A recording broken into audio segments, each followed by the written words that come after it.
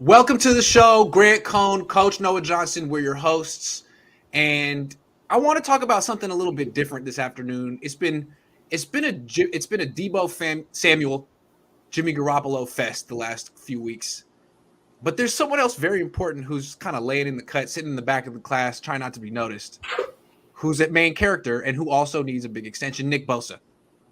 So I thought you were going to say Mike McGlinchey. Oh, no, Nick Bosa's chilling in the back of the class with his hoodie on, trying not to be noticed, but he also wants probably $30 million. So let's talk about this. Deebo Samuel reportedly wants to be the highest paid non-quarterback in the league. That means he wants more money than his teammate, Nick Bosa, who isn't saying anything or indicating anything on social media. So let's have the conversation. Who should the 49ers pay more, Deebo Samuel or Nick Bosa? I think Nick Bosa is. I think that's what the market's going to indicate. I mean, I think right now the wide receiver prices are skyrocketing because right now you're seeing the young wide receivers getting paid, but that next crop of edge guys, it's Brian Burns, it's Nick Bosa. Those guys are coming up. That's true. That market's going to balloon. I mean, it's already neck and neck now. That next group, you've got Nick Bosa. Burns, I believe. What's the guy in Washington? The edge rusher in Washington. Chase, whatever. Yeah. There's like two other guys that are out there. That market's going to balloon up, and I think it's going to surpass the wide receiver market. Right now, you're just seeing there's a dearth of young wide receivers, and it's causing the market to go up. But when those young edge rushers, when they hit the market, I think it's gonna surpass. I think it's gonna go higher than 30. It's possible because right now I think wide receiver just surpassed edge rusher and offensive tackle as like the second highest on average. Yes, I believe that it just happened, which is interesting. And the other part of it too is, remember, I think that the COVID years kind of slowed it down a little bit, slowed the market down a little bit. So now we're just getting out of it. Yes. So now you're really going to start to see those things, kick back up again. It kind of probably sucked for guys like Kittle and Warner that got paid in the middle or a little bit of the aftermath of that, and they probably could have gotten more had their contracts been up now. Let me make the argument for paying Deebo more. I mean, I first of all, I watched a very interesting video on YouTube by Jackson Kruger Sports. Shout out to Jackson. I watched the same thing. Really interesting video, and it had a lot of it confirmed a lot of my prior assumptions, which I think why I liked it so much. But there was a lot of, basically what he did was try to find a wins over replacement stat for football, and what he did was basically try to find, took points per drive for each team, and also took their PFF grades at certain positions and stuff like that, and tried to figure out what positions actually contributed the most wins. And his conclusion was that wide receiver and tight end, those receivers are the second most important position group on the team after quarterback, and that actually edge rush is way at the bottom, which really surprised me. And I don't know if it's true, because it's been a truism for 100 years in football that you win the game. The game is won in the trenches. The game is won in the trenches, and the edge rusher is the most important trench player on defense. Well, it seems like maybe as the game is becoming more spread out and the ball comes out of the quarterback's hands quicker, that the game is won less and less in the trenches, and more with players like Deebo and Jamar Chase and Cooper Kupp, who can get the ball right on a screen pass and really threaten the defense. That's what and I think maybe the trend this offseason is we're seeing that. Now, pendulum could swing next year if the Super Bowl winner has a bunch of great pass rushers, as of course. But I'm starting to think that the trend is less and less trench play and more space play, wide receivers, coverage, even running backs. Well, my argument would be, what happened in the last two Super Bowls, and why did those teams lose? Well, Kansas City lost because their entire offensive line was out, right? Or at least half of them. So they didn't have good offensive line play. True. And they were facing very good defensive line play. True. Conversely, what happened in the past Super Bowl? Joe Burrow was running for his life and never protection. So that's a great point. Could I just say that what I think you could also argue is that the Bengals and the Chiefs in that game had dreadful offensive lines. You can't have a dreadful offensive line and win a Super Bowl. You need a decent offensive line. You need a decent, and those two teams didn't have it. Do you need to have the highest paid defensive end in the league to win a Super Bowl? I guess is my question. I guess we'll see if you can do it paying $30 million for a wide receiver. I don't know that you need to have the highest paid, but I think you do need an edge guy. But I think you also need offensive players too, right? Like the kind of, and I don't want to go too up, but the annoying thing really with this whole thing is like they could actually afford to pay both these guys. Like, there's a way. Theoretical, college style discussion. Yeah, but I'm still gonna go with the edge guy. I watched the Jackson Kruger thing. I think it was an interesting video. However, I think there's some issues with it. Number one, he's using PFF stuff. That's true. Number two, I think the wide receiver and quarterback stuff. He in his formula, the quarterback counted for the most points and thus the most win percentage for a game. And wide receiver and quarterbacks are very much correlate with each other. I think, look at the difference between Cooper Kupp's year when Matt Stafford came in versus prior years, So I can see a lot of that wide receiver production actually being really the quarterback.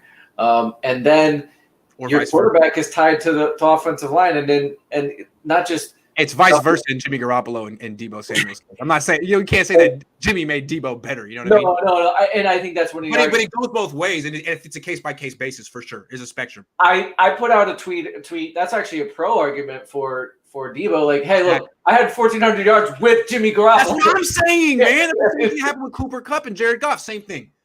Anyway, and the other thing is, and I think this is the other thing, right? The quarterback, we can all agree, is the most important position.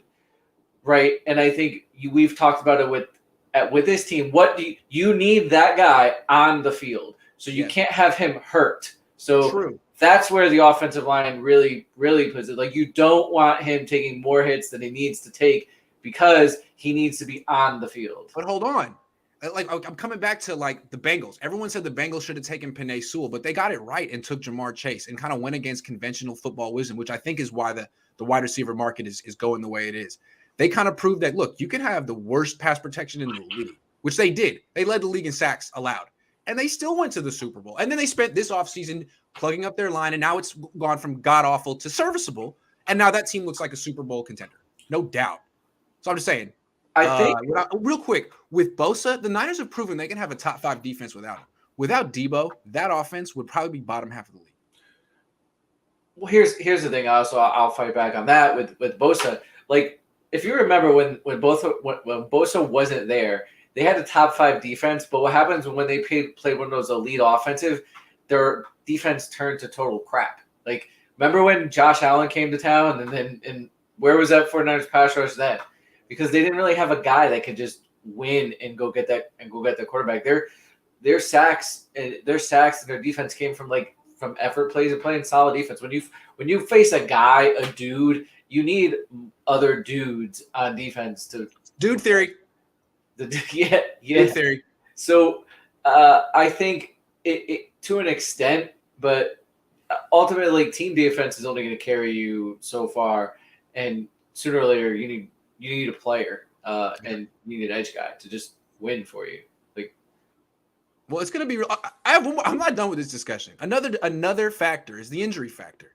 If you're going to hold this, not you. If the 49ers are going to hold injuries against Deebo, hey man, you missed some time, this and that. Deebo hasn't had surgery. I mean, Deebo's injuries haven't been that serious. I mean, they've recurred, but he's broken bones. He's pulled muscles. Bosa's had serious injuries. Bosa's missed, a season in the NFL, a season in college, a season in high school. That's also something to consider. not just Well, position. absolutely. Yeah. I would definitely have some reservations, and I'm a pro Bosa guy. Paying Bosa all that money, it might be one of those deals where I probably would want him to sit and show me another year more than I would want Deebo to. And I'm totally willing to. I want Bosa around and all that, but because he's been hurt 1 year, then injured. Injured 1 year, then plays, but plays outstanding when he plays. But I think it's something to bring up with both players, right? Like, but I don't think it would inhibit me from signing either one. I definitely would bring it up in contract talks, but like that, I would be more inclined to pay Deebo now and make Bosa wait. There's also, I think there's more. You also have more tools at your disposal with Bosa with his 5th-year option, and then, you have the franchise tag with either one. But okay. HR says, is it ineptitude, internal conflict, or prioritizing profit that has and is most preventing the 49ers from making the moves to get us another ring? I'm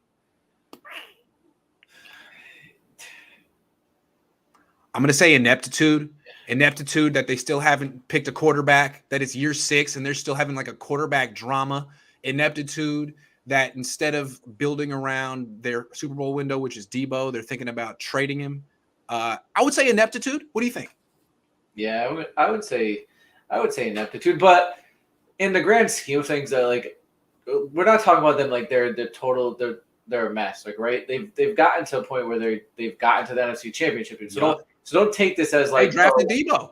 Yeah, don't take this like they're a garbage organization, but no, there are things to criticize with them where there's obvious moves that could have been made to have a better team because.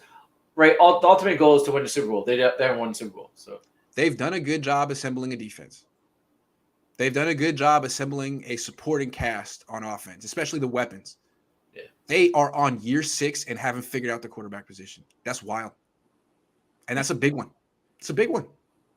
And they could have had it figured out, but they could have had Stafford. They could have had Brady. They could have had Mahomes. They fucked up at the biggest position, and it's having a major effect. And they could have had a decision or this year had they played Lance, they would have known if he's real or not, because if they played him this year, they would have a good idea of whether this kid can play or not, because right, it would have been right there. And then if you couldn't, you could have, like, a third of the league's quarterbacks were available. So if Lance bombed, you could have made a move this offseason and just got rid of him. True. Justin says, what if you could trade Deebo for pick 4 and pair Bosa with Thibodeau the next 5 years? Why would trade Deebo for pick 4 and pair Bosa? Or trade Bosa for pick 4 and replace him with Thibodeau and keep Deebo? Let me try to sell you on something, all right? Because I know you love Nick Bosa, and that's fair. I love Nick Bosa. Nick Bosa is a great player. Nick Bosa is a top 5 defensive end in the NFL. Should the 49ers trade him anyway? Nick Bosa, definitely a top 5 defensive end in the NFL. He gave the Niners 15.5 sacks last year. He was a machine.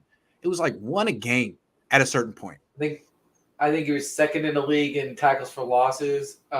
He's really good against the run. He racks up pressure. He gets sacks. When he's on the field, there's really nothing you can say. My only question is, how much is a top 5 defensive end really worth? Like Joey Bosa doing the same thing for the Chargers. That team never goes to the playoffs. You'd think someone that dominant at that important of a position would be able to get the team to the freaking playoffs. But no, I want to come back to what I was talking about earlier. I really feel like the importance of trench play is going down. Like, for example, a big part of Bosa's value is run defense. Who cares? Okay, that's part of it. Then the other part is like just the sacks. Sacks are great. Sacks are great. It's great to have a top 5 DN, but like 15.5 sacks, that 1 sack a game, is that winning you the game? No, it's important, but it's not necessarily winning you the game as opposed to like Deebo's 30-yard touchdown run. That's like a pick 6. That's like a turnover. That's a huge deal. I just feel like if the price for a defensive end is going up to $30 million a year, and trench play is becoming less and less important, and run defense is becoming less and less important, and you can scheme up pass rush with blitzes and stunts and games, and also you have waves of pass rushers. I mean, you can have reserves, and the Niners do. A couple of years ago, they had freaking Solomon Thomas on their team, but now they've actually added a bunch of decent players. Charles Omenihu's good. Samson Ebukam's decent. Anyway, if you could trade Deebo for a couple of ones. You could trade Bosa for a couple of ones. As the person at the beginning of the thing said, you could trade him probably for a top 5 pick, and get someone who doesn't have 2 torn ACLs in their past. I'm looking at your face and you don't seem sold, but I tried. It's the best I could do. What do you think of my effort? I think when you have one of the top edge rushers, I think you got to keep him until he proves he's not a top edge rusher. I think you go back. You know who disagrees with you? Sorry, I shouldn't cut you off. But Bill Belichick, he traded Chandler Jones. He did. He did. He did. Probably also has the greatest quarterback of all time on his team, but at the time, right? But I mean, you can help a quarterback with a pass rusher or with weapons, and I'm saying weapons help more. Yeah, I think. I think you still need. I think if you look back at the Super Bowl winners, they've all had good edge rushers. I think you need a good edge rusher. I agree. You need a good edge rusher. I think you look back at how many Super Bowls has Bill won after he traded Chandler Jones. I mean, couple. I think I wouldn't want to go that route. I mean, there's for every time that he has done that, he's had some edge rushers on his team. Yeah, he traded Chandler Jones, and then he also traded his interior guy Richard Seymour, but he did get premium years after that. Didn't he? They paid Richard Seymour his first contract. I think they traded him his second, the Patriots. Yes. My personal feeling with both these guys is I think you pay them now, and if you're looking to trade any of them, you do it after they're on their next contract. Because you have the quarterback on the rookie deal. Let me try. Give me 30. Give me 30 more seconds to sell this on you. I have one more argument to make. Okay, Bosa's great, right? And him on a rookie deal is phenomenal. Phenomenal. Top 5 edge rusher. You're paying him $7-8 million a year. Wonderful. Okay, but when you give him this, eventually you're going to be giving him, $30 million a year. Not for a couple of years, but eventually you will. And that's going to come. And there's going to come a time where he's making roughly $30 million a year, and Armstead's making roughly 20. And my question is it worth it to have that top 5 defensive end and pay him market value? Because can you create a top 5 pass rush while paying that much money to 2 players? Because the goal is to have a top 5 pass rush, not a top 5 D end. You know what I'm saying? Yeah. Like, is it cost prohibitive to have 2 guys? And I guess Armstead, maybe you could get rid of Armstead, and that's not part of the equation. But look, we're going to talk about Trent Williams next, and I'm going to kind of bring up the same logic there. Do you want to have an elite edge rusher or an elite pass rush? And can you really have both if Bosa costs that much? Yeah, didn't the Rams do it last year? I don't think Aaron Donald cost $30 million a year. I mean, but I think it's relative to the year. But I know that the Rams also had and didn't they have like an $18 million cap hit on their from Goff? So I mean, I guess if you want to chalk that to the quarterback, but they were definitely limited in their cap and had Ramsey, Stafford, and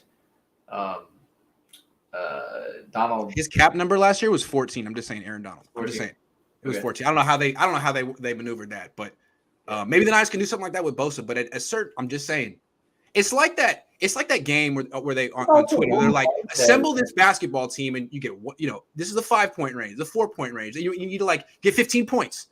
So if you take someone from that 5-point range, you're going to be getting a lot of 1s and 2s, man. That's what I'm saying. This is a 5. Bosa's a 5, and he's very expensive. Do you need that 5, or could you go for a 4? I would look to move Armstead and keep Bosa, but I do think if you were going to do this, I think the type of trade that was proposed would be the one that you'd want to do it, is get like a top 4 pick and get another elite pass rusher, and then get him on a rookie deal, and keep going. Because I do think you need top level pass rush if you're trying to be an elite team. I don't think you can put like average dude out there, and I think you need elite guys. But so I think if you're gonna do it, like this would be a great year to do it. Get the Jets to have the number 4 overall pick, and then take Thibodeau and roll with it that way. Yeah, I always have believed that the league is trending towards coverage over pass rush. That article, that video seems to confirm it, but it's just one study, and it's just one guy's study. Maybe it's not. Maybe the evidence will change this year. But interesting to me that that seems to be the trend. So I guess we'll see. Nick Bosa, Joey Bosa, those guys are going to be super rich. Freddie McDre says, "What is the max for Deebo you would sign? What is he worth in a trade if demands too much?" I mean, the thing about it is like next year, there's whatever you sign him for. I mean, unless it's something like absurd, like $40 million, it's gonna look next year when the cap goes up. It's gonna like, wow, we got a good deal on Deebo. You know, I think 25-ish around there is fair. 20, you know, around that, and I think that's probably what he's gonna get. But I do think he should try to squeeze every dollar out of the 49ers, because that's what I would do. I think he's worth 30. I think he's worth top of the market. And the Niners keep saying he hasn't done it. He's only done it for 1 year. I disagree with that. He was elite his rookie year too. The issue was usage. He's not like defense where you just rush the quarterback. They didn't give him the ball enough until the second half of the year. They didn't figure out he could play running back. I mean, he was great in the playoffs. He was much better than Kittle in the playoffs. He was really good as a rookie. And he missed his second year. So did Bosa. So did freaking Bosa. So the fact that Deebo's numbers weren't better his rookie year, that's really on Kyle. It's not like he wasn't good. That's the way I look at it. So I feel like the Niners are kind of being disingenuous on that one. I think he is proven just as much as Bosa is. That's fair. If they give if they were to come out and give Bosa the bag, and really reset the market with Bosa, and then they tried to pull the argument with Deebo about his injury, there would be something. If you were his agent, you'd be pissed, right? Right. If I were the Niners, I would take the same approach with both players, because I feel like there's that argument with both players. But I do think if you reset the market with one, I think you got to reset the market with the other, because you can't use that same argument because they both have some injury history. No doubt. It's really an interesting question in my mind, and I wonder how deeply the Niners are discussing this, or if they're just Bosa. Because it seems like, it seems like they're much more ready to pay Bosa than Deebo. And I think it should be something that they at least talk about. Yeah, it's gonna. You're right. It's gonna be super interesting to see what both of those players' deals are, and they should be conscious about it, because both those guys, I think they're in the same draft class, and they should get paid around the same time. So I'm sure they're looking at each other's deals. I mean, I'm sure Deebo is definitely watching Bosa's deal. All right, I have a question for you. I got a question for you. I'm going to come back to this. Hold on. All right, now let's do this one first. Brian says, Cowboys let Amari Cooper go because they have CeeDee Lamb. I see Ayuk the same way. Feel like wide receiver is easier to replace. Well, I don't exactly know what you're asking, but I have a question. Do you think the 49ers are more likely to trade Deebo or Ayuk? And the premise here is that Deebo's in line for a massive payday. Ayuk could be two with one good season, apparently. And both of them apparently could bring back a bunch of draft picks, because wide receivers are cryptocurrency right now. So given that the Niners don't seem super eager to spend $30 million on one wide receiver, let alone two, which one do you think is more likely to get traded by the 49ers? Yeah, well, Brian, I've said this for a while, where I do feel like wide receivers are fairly easy to replace. I mean, if you look at the last couple drafts, they've all talked about how outstanding the wide receiver class is, and know what they're talking about this year about this class? how great the wide receiver class is. You know what they're going to talk about next year? How great the wide receiver class is. So I do think it is probably wise if you're to take a position and constantly cycle it through and cycle in young talent like wide receiver. I think that's what you do. And in this case, talking about Brandon Ayuk or Deebo, I think Deebo's obviously the better player, and his contract is up now. And you're going with a guy that you just a quarterback or that's going to be his first year starting. He needs weapons, so I think you sign Deebo and make Ayuk look good this year, and then trade Ayuk. I think that's what's going to happen. I think that's probably what's going to happen. Unless something really weird happens and the Niners trade Deebo, which would be the dumbest move of all time. Let's barring that, I don't think there's going to be enough money for Brandon Ayuk. And I think what the Niners probably could do is draft a wide receiver. Everyone's talking about how great this class is, right? Or how, I mean, every year is going to be like that. But this is another one. So they can take one of these wide receivers and have a guy sort of develop on the bench for a year like Aaron Banks did or something like that, Trey Sermon. And then if Brandon Ayuk has a great year, trade him for a first-round pick or something. If he doesn't, then you can sign him at a reasonable deal. But the Niners are obsessed with comp picks and getting value from players. I mean, if they get a second-round pick for Jimmy Garoppolo, they're going to throw a parade in downtown Santa Clara, which is not very big. But still, I think that the idea of I think they're looking at this market and saying, you know what? Ayuk could be worth something. We could flip him. So, good player, but I wouldn't be – again, I don't think they're really looking at this duo as being long-term together. No, it doesn't have to be. I think if you get the quarterback right, the quarterback will help turn some of your other wide receivers into better players. It'll happen. It should happen with Ayuk. And then the quarterback will also attract other wide receivers. They'll want to come here and play, so you don't necessarily have to draft them because they'll want to come play for said quarterback. Right. So, Brandon, don't buy. Continue to rent. And if you play well here, I mean, you might want to look at this upcoming season as your audition to the rest of the league. Although, who knows? Maybe Deebo looked at it last season that way. And Kyle, don't put him in the doghouse in the beginning of the season so he can rack up stats for you, and then you can trade him like you want to. It's just interesting. You got one wide receiver, Brandon Ayuk, working out with Trey Lance every day for the last 2 years, keeping his head down, not saying a damn word, just doing his thing. And his numbers haven't looked super great because he's played with Jimmy Garoppolo, and Jimmy wouldn't even look at him. Yeah. And you got Deebo, who's over here like having like a little moment on social media, not working out with Trey. And Deebo might be the one who stays long term. Who knows? I mean, maybe Ayuk just has this super explosive season with Trey Lance. I don't know, man. Things change a lot in the year. We never thought we'd be having this conversation about Deebo 12 months ago.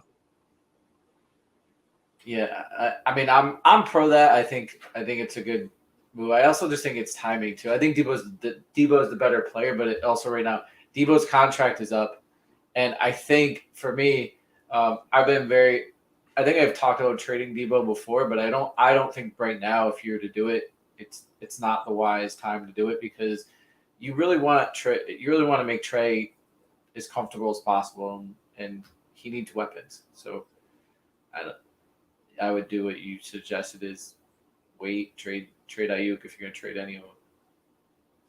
Yeah. All right. I want to double back and ask a question about Trent Williams. Is Trent Williams' contract good or bad?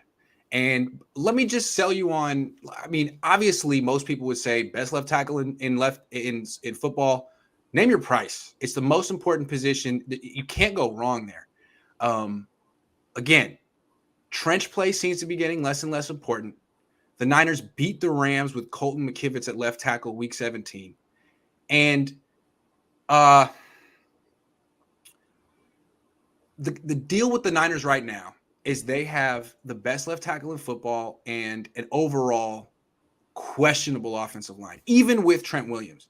Their offensive line was questionable last year, and right now it's looking like without Laken Tomlinson and Tom Compton, like it's probably going to start off as subpar. I know Tom Compton, right? But still, like Tom Compton's backup is now the starting right tackle. And freaking Aaron Banks could be starting. So is spending – look, last year Trent Williams only cost him $8 million. This year it'll be 13. Next year it'll be 27. Well, spending all this money on one offensive lineman prevent the 49ers from having a elite offensive line?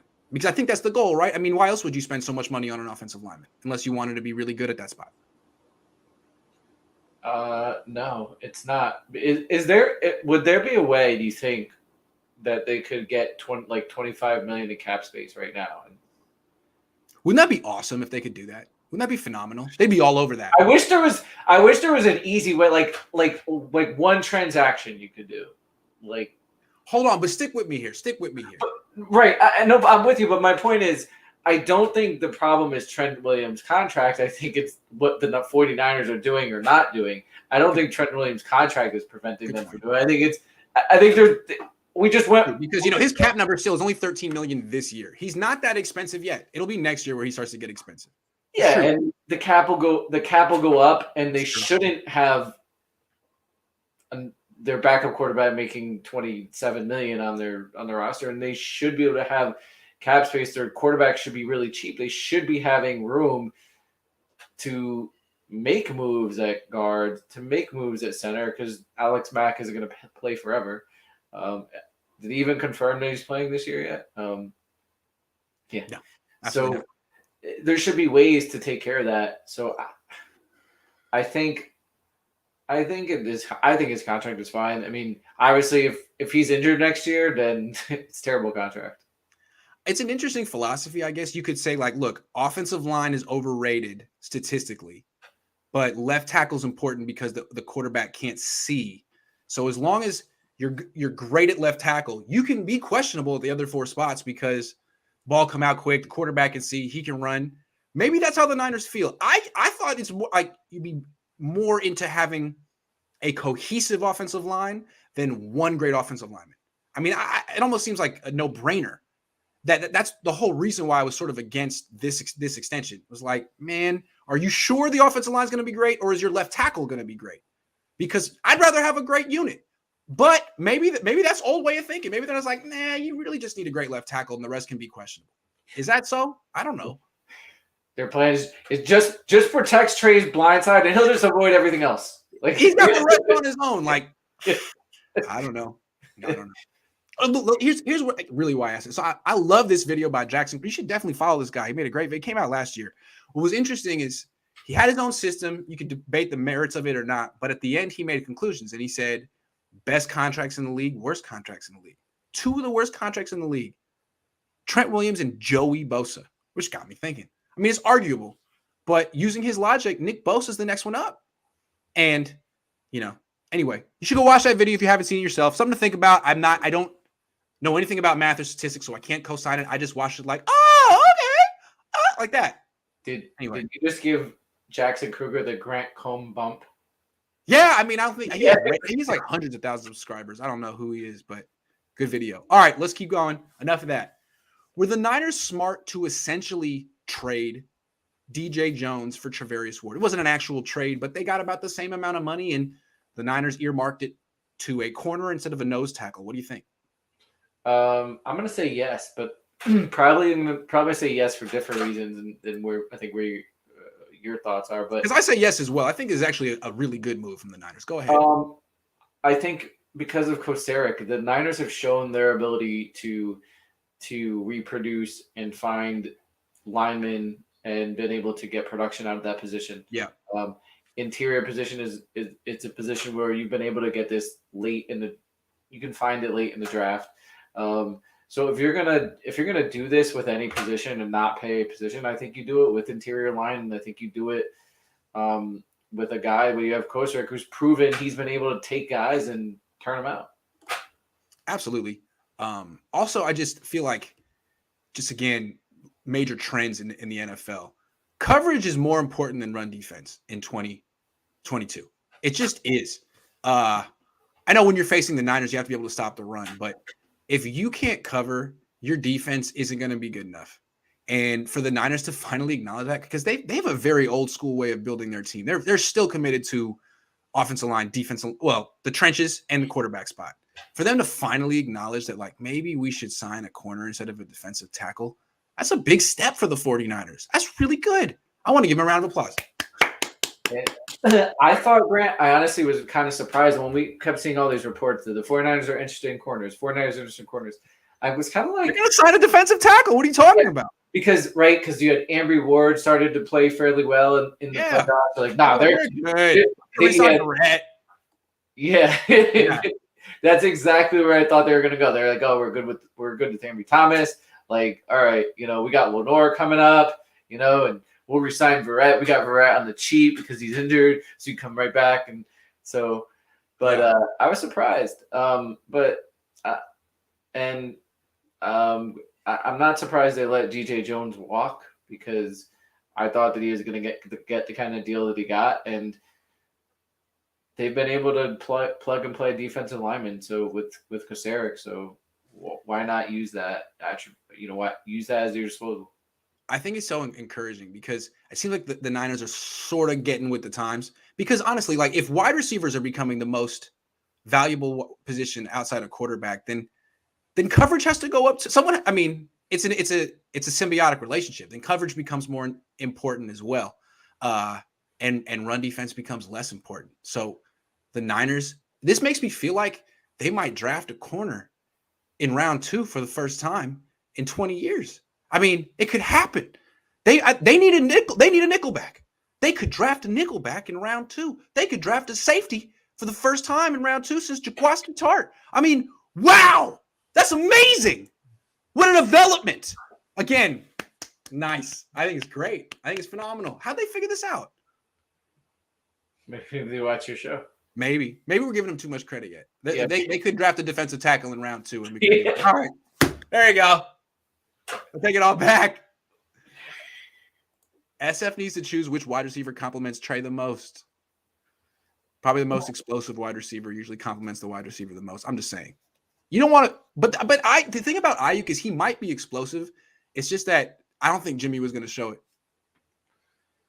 No. Also, Ayuk had 16 catches of more than 20 yards last year with Jimmy as his quarterback, so he might have some potential there. Yeah, I think there's a lot of potential. Professor Lawless, member, thank you. Sugar Shane says Deebo trade value is the highest it'll be. Take advantage, get picks. Deebo's body will break down. Won't be the same player. Jimmy deal. Thoughts? You can sign you can sign Deebo now, and if you need to trade him, you can trade him later. Like you're seeing it happen around the league. Like teams are signing player eating. It's mostly they got to eat the cap, but you got to do it. But you need everything the 49ers do right now, and even though this is where they're kind of where they're blowing it should be all about Trey Lance. And signing Deebo is about Trey Lance because he needs weapons. And I like the wide receiver in this class, but I don't want to give Trey Lance a rookie wide receiver. I want him to have his guys that, I know that he's not working out with Deebo, but he had camp with him last year. He knows him. So and Deebo's a proven commodity. So also I want Deebo's explosive. Ayuk's explosive. Kittle might be explosive still, used to be explosive. They've been held back by the least explosive quarterback in the NFL. He won't run. He won't throw down the field. He won't even look 10 yards past the line of scrimmage. It's Jimmy Garbaggio. Let's just see what Deebo can do with an explosive quarterback. I mean, we've seen from Trey Lance. No, he's not the most accurate quarterback, but he definitely is going to push the ball more than 20 yards down the field a few times a game, more than 40 yards down the field, at least once a game. Let's see what Deebo can do, because you know what happened to Cooper Kupp. He went from being a very good wide receiver to being the best wide receiver, and maybe he was the best all along. It was just Jared freaking Goff who's holding him back, kind of like number 10 out here. I'm just saying. Yeah, there's third and long, and you're literally handing it off to your best wide receiver, your best what? Just hand it off. Just hand it off to him. It's because Deebo. It's because Jimmy's the best at handing off in the league. That they're just trying to play to Jimmy's strengths. Right? Yeah. It's about Jimmy, really. Matthew says trade Jimmy, Deebo, Kittle, the Giants for their 2 picks plus Barkley, Ingram, top draft CB, then trade back with the second, get Watson and capital. Wow, Jimmy, Deebo, Kittle. Wow, all of them. Trade the whole team. That's a lot. That's a lot. Matthew, it was very interesting. It was very creative. All right, moving on. How early do you think the Niners will draft a running back?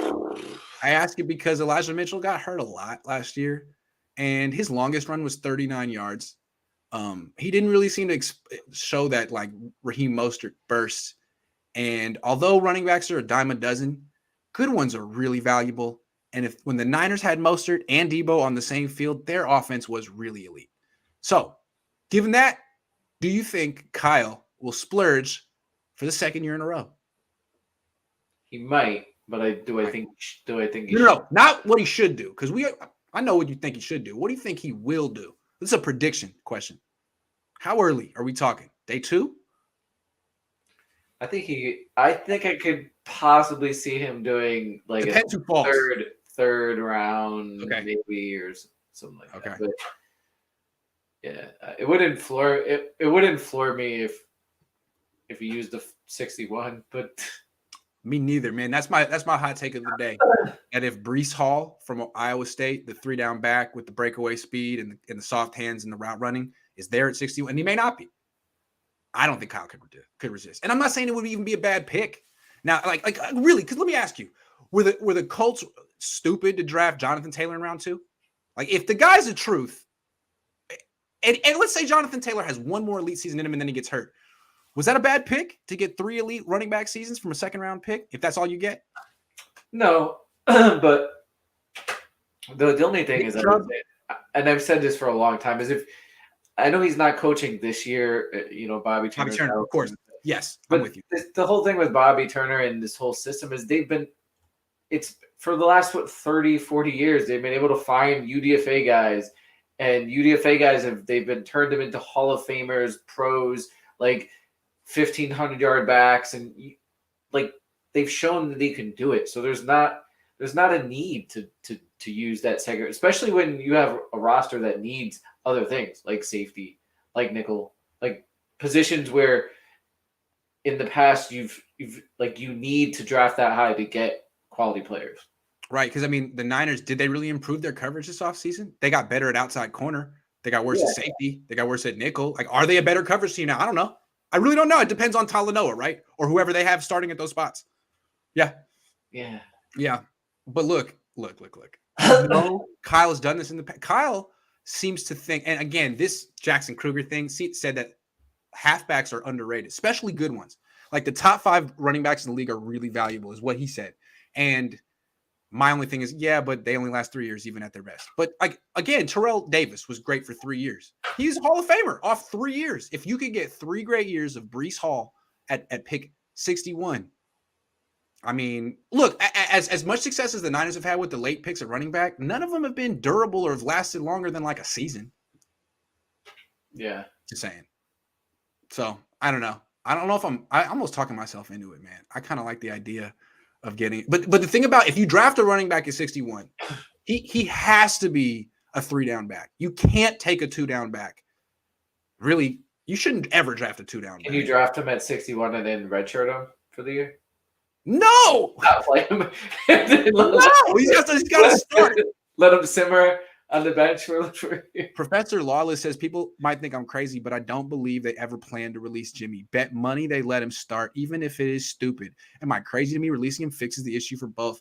I think the Niners are so into the comp pick thing. Like, they're making hires based on getting comp picks down the line. They're planning their whole off seasons around that. I mean, I think they can't sign any more players of consequence until a certain date where the comp pick formula thing cuts off, and then they can be players. Maybe they can go get Kamiko Toure at that point. But it's like, they're all about comp picks. They love because it's like, I think they look at them as just free money, right? Free capital. You think before they hire you, they make you do like a DNA test? Like, oh, he's 25% Cherokee Indian. All right, we can hire him now. They're all about comp picks. They're inventing ways to get comp picks. And it seems like comp picks mean more than anything to them. All I'm saying. Oh my God, we can keep Jimmy Garoppolo and get a 3rd-round comp pick. That's worth $27 million apparently to the 49ers. Yeah. Like, what? Anyway, so I'm with you on that. That's why I bet my dad a bottle of wine that they're gonna keep Jimmy just for the comp pick. He said Jimmy's actually gonna start. My dad? No, my dad. No, Lawless. I think Lawless. He's gonna start. Hey man, I can see it. It seems like it's gonna be a kind of a tough sell on the locker room. Like, hey, Jimmy's still here, and you all love him, and you think he's the leader and he's the reason you win, but now he's the backup. Support Trey Lance. Like, what could go wrong? No, it'll be fine. If Deebo gets traded, Grant, he might follow you back and come on the show. Like, dude, yeah, man, don't I deserve an apology at this point? Look, I was debating my dad. My dad thinks he's being childish, and I kind of agree because he blocked me for being right. Come on, man, unblock me, and then I'll give you all the credit. Like, whoa, I was just creating narratives for clicks. No, just saying. All right, moving on. Same question. Wide receiver. How early will the Niners draft a wide receiver this year, given that we earlier said that the Niners could be a year away from trading Brandon Ayuk if he plays really well and is worth a lot? This is another question. What do I think the Niners will do? What do I think the Niners should do? Mm-hmm. I think it's highly likely they could draft with their first pick. They could use a wide receiver. I mean, they've done it.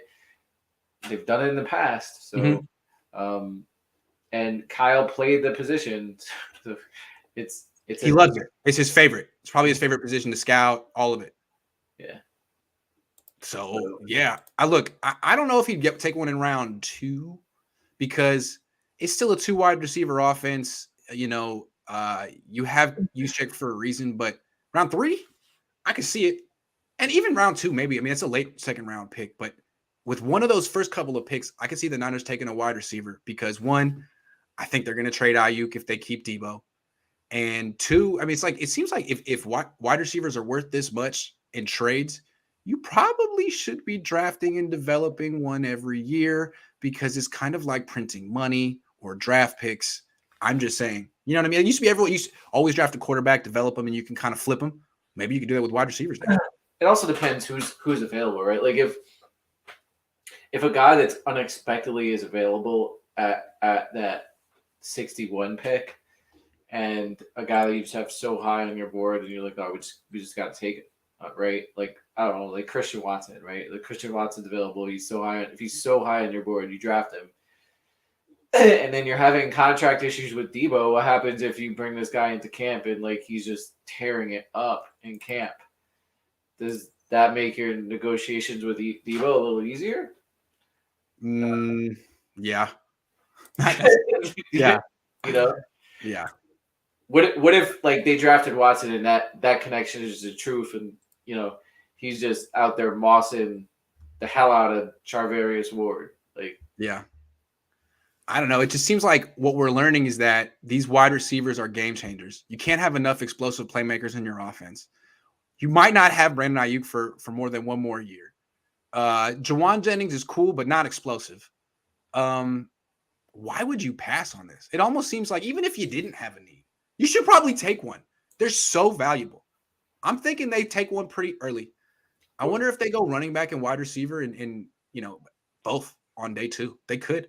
What I'd be interested to see in the next couple years, because I think if you look at the past couple of drafts, is there's been so many good wide receivers in them, and I think maybe it's going to take a little while for the league to kind of catch up. But for me, I think it's almost devaluing the position where if I was a GM, I would take the approach of like I would trade or let my receivers go and keep drafting young ones and let them be the playmakers and then let my other guys walk. I also feel like the league is kind of looking at wide receivers differently. Like what they used to value. Deebo fell because they felt he was a tweener, right? Now everyone wants Deebo. Now everyone wants his skill set. And so like in the past, it used to be like when I was a kid, they wanted you had to be big and fast. And then it kind of changed to you don't have to be big and fast. You got to be a good route runner. Now it's like that doesn't matter. You have to be explosive with the ball in your hands because everything else will come after that. And that's interesting. It seems to be working with the Niners. And all of a sudden they bring in Ray McLeod, who's what? Explosive with the ball in his hands, even though he's not super fast once he gets past second gear. But it seems like that's the way they're going. Yeah. And also I wanted – go ahead. No, I was just going to say I don't know that Deebo Samuel is something that you can just pull guys out of thin air and replicate. I think he's a special talent. Like there aren't a lot of wide receivers you can just put at running back and have him do what he does. He's a special. But there are a fair amount of wide receivers you can just throw a screen to, and they're instantly dangerous. Yeah. Cooper Kupp, right. You know what I'm saying? Yeah, and Tyreek. And I think it would be wise to get somebody that's, if you could get like a poor man's Deebo Samuel and put him on your roster. Why? Because if Deebo Samuel's out, it's going to take a good portion of your playbook out. You want to still be able to execute some of those plays that you run for Deebo. And so having a poor man's Deebo is probably a wise thing to have on the roster. I would say so. One last thing I wanted to point out, the Niners lost DJ Jones, big loss on the defense, but they made up for it. Not in the same position group, but they got Charvarius Ward. They made a choice, and I like it, a value judgment. They let Laken Tomlinson go. Fine. You don't want to spend a bunch of money on guard? Fine. Okay. You can't tell me that Ray McLeod is the offsetting addition. It seems to me the Niners need to bring in a little offense.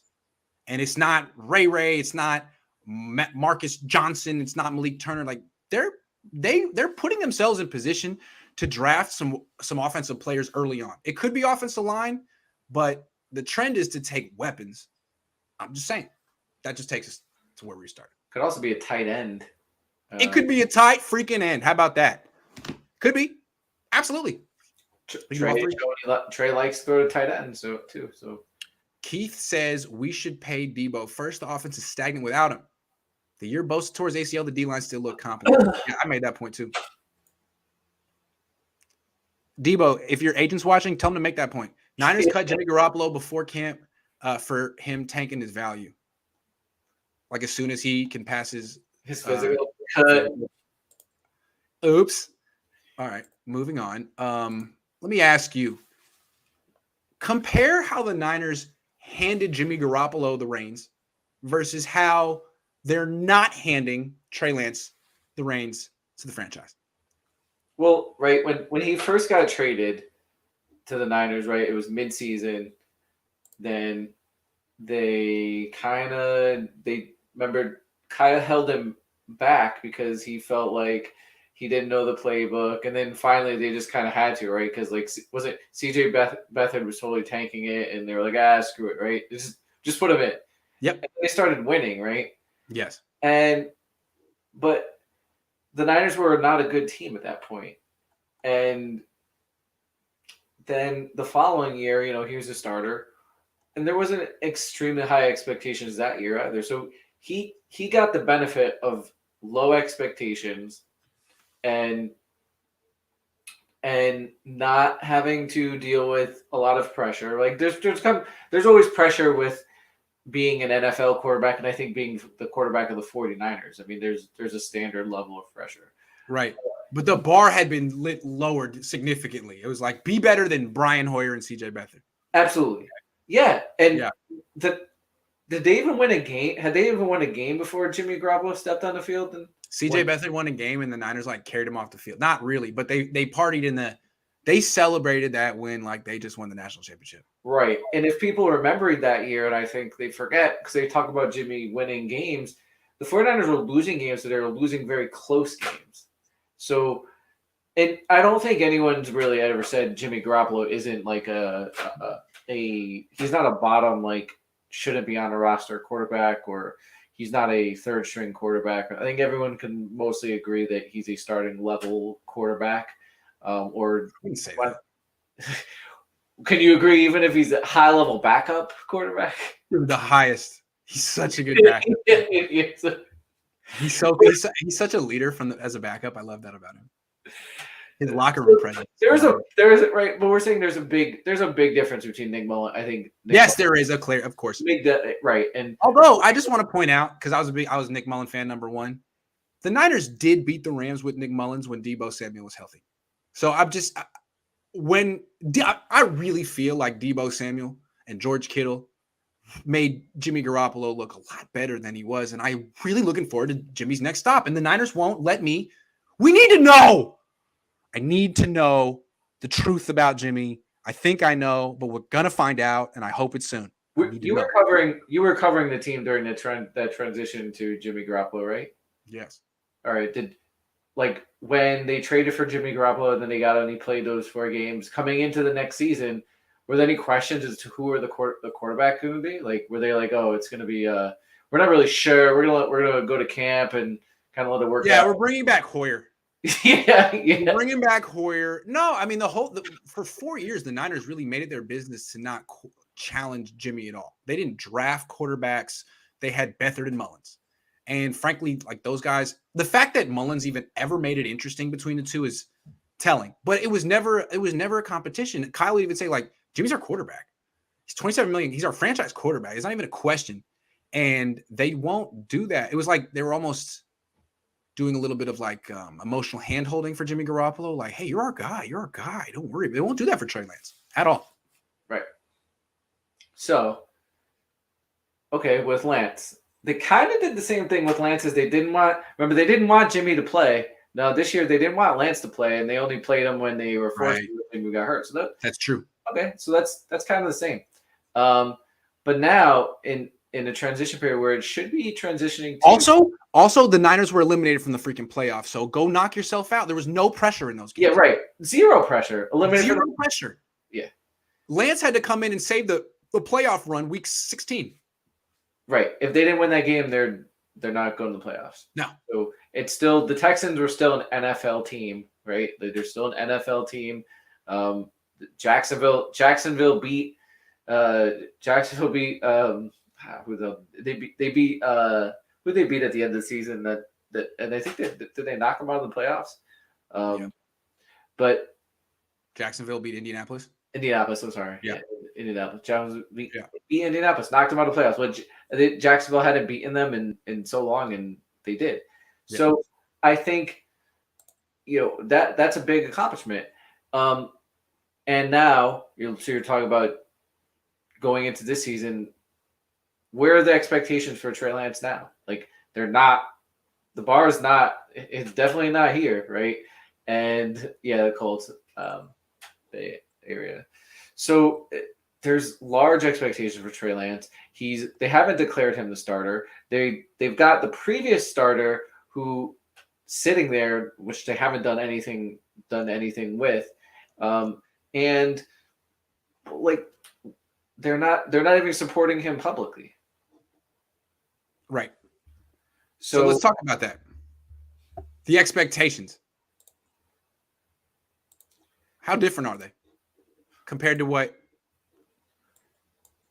I think there's been some talk on Twitter about, that you have to you just compare the quarterback position to the quarterback position. But I would argue it's different. I think in any walk of life, how much you're getting paid is relevant to the expectations and your responsibility. Like, the responsibility and the expectations of a CEO should be vastly different than the average worker in a company, and that CEO gets compensated fairly for those expectations and responsibility on the same level. Like, Jimmy Garoppolo was getting paid $25 million a year. I think it was the 5th highest cap hit last year in the NFL. I think it's fair to say that should come with a certain level of expectation on how you should play and what you should do for your team. And I think for the most part, fans agree that he didn't live up to those expectations. He didn't live up to what we expected him to play like for a $25 million quarterback. Trey Lance is going to be, I think, an $8 million cap hit next year. And he's also going to be in his 2nd year in the league. Right. Experience also count. You should. That's the thing, real quick, because Jimmy Garoppolo fans are going to be like, well, you know what? If Trey Lance wants to take Jimmy's job, then Trey needs to be better than Jimmy. Until then, he's not ready. When it's like, dude, Jimmy's been in the league a long time. He had a lot of years to improve and show something, and he didn't do it. I think it's time to take the growing pains with Trey. Sorry to cut you off. Yeah, but that's a big deal. You can't compare. It's not an apples to apples situation. I've heard people like, hey, 3 first-round picks on Trey. That's a lot of pressure too. That's like $27 million. Yeah, yes and no. Yes and no. Still, He's 21. I mean, the whole idea is there's a chance he could improve. There's no chance Jimmy Garoppolo could improve. So Why do you have to ratchet up the expectations for Lance? You know there's a bunch of people waiting to be like, hey, man, he had a bad practice in August. Shut him down. Not ready. Right. Interception one time. He's not ready. And what's also hampering him now is that one of the major benefits, and it has nothing to do with his play on the field, is his contract. And the 49ers aren't taking advantage of that because of Jimmy Garoppolo. Because Jimmy Garoppolo's contract is still on the books. So it's almost like Trey Lance's contract is Jimmy Garoppolo's contract and more because they're paying two quarterbacks right now. It's right. It's like they spent 3 first-round picks and $35 million on the quarterback position, and neither one seems to have their full trust. Like, how could you bungle that anymore? Yeah, right. You know what I'm saying? Yeah. So he's going to walk into a team supposedly if he is the starter. He's going to probably. If they do release Jimmy, it's going to be late, so they're not going to have the advantage of really getting use of that $28 million or $25 million in cap space to make the roster better for Trey. And he's going to have the same expectations of Jimmy Garoppolo, even though he shouldn't, and while being in his second year in the league and his first year starting. And I don't think they're going to be fair expectations for him. Now he might exceed those expectations or play up to them, but I don't think it's fair to put those same exact expectations that you would have for a 9-10 year veteran on a 2-year second year rookie quarterback. Be it he's the 3rd overall pick in the draft or like the 25th pick in the draft. It's so silly that we're having this conversation. Like, the Niners should have played Trey Lance last year. I don't understand why they didn't understand this, but we explained it. Like, you gave up all this draft capital for a guy who played 1 year of college football. Like, that's a little radical. Plus, he didn't play at all in 2020. He played 1 game in 2020. And you thought the best way to prepare him to start was to sit him another year? I mean, it doesn't make any sense. So he's now been on the bench for 2 years. He's been on ice for 2 years. He's still inexperienced.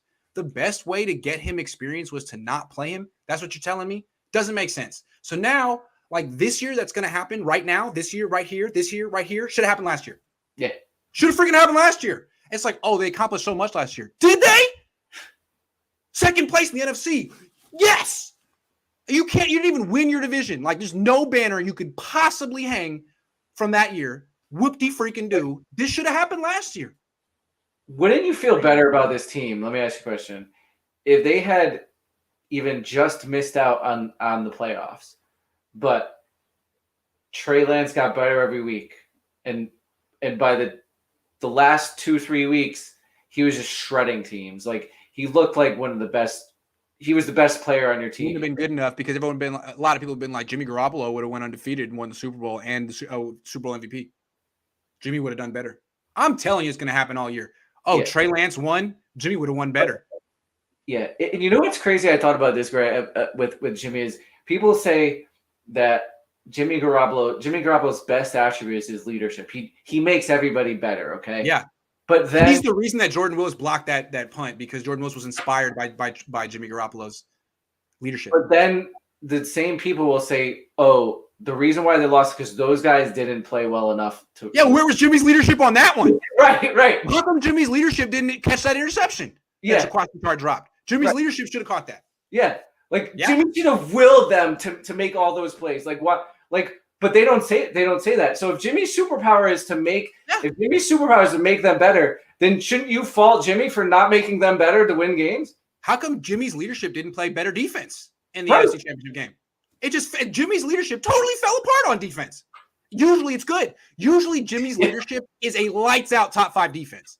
But it just, I don't know. Was it out all night? Where was Jimmy's leadership when it was necessary? I don't know. Good question. That's Grant, what I'm saying. Grant said Deebo is 5 players, so you can't trade him. I said 2 players. Well, if he gets hurt, then you just lost 5 players worth of production. If you pay Deebo, you can't run him as much, which is what makes him what he is. I agree. But again, I really think that they played him at wide back because of Jimmy's limitations, not Deebo's limitations. Just because Deebo can do it doesn't mean he has to do it. And if they had a running back like Brees Hall or Raheem Mostert or anyone who's actually good, they wouldn't have to do that anymore. So, unless maybe that's Jermichael Hasty, but I know it's not Jeff Wilson Jr. Or they might not even they might not even need that, right? Because you just talk about Jimmy's limitations. What if even with the backs that they have, those backs just get more space because Trey Lance is able to stretch the field, and so there's just more space for those backs to run, and thus their production goes up, opens it up for everybody else. You don't have to put Deebo back there because there's more space. Mitchell and all of them could get the yards. Maybe Trey Sermon as well. Yeah. So it might not be necessarily the backs. It might be totally related to the quarterback. Yep. Keith says we agree on this, Grant. Niners finally looked like they were going all in last year when they went conservative. Now not taking advantage of cap space. It's like they're like, well, look. We didn't play Trey Lance last year. We probably should have, but we didn't. We had our reasons. And so this year is his rookie year. And just chill. We're going to make a move next year. Like, dude, you just dragged Jimmy Garoppolo the NFC Championship game. There's no way Trey Lance can be worse. You have Deebo now, Kittle now, go now. They're like, no. Kittle will be healthy when he's 30. Deebo will be fine when he's 27. Don't worry. Like, okay.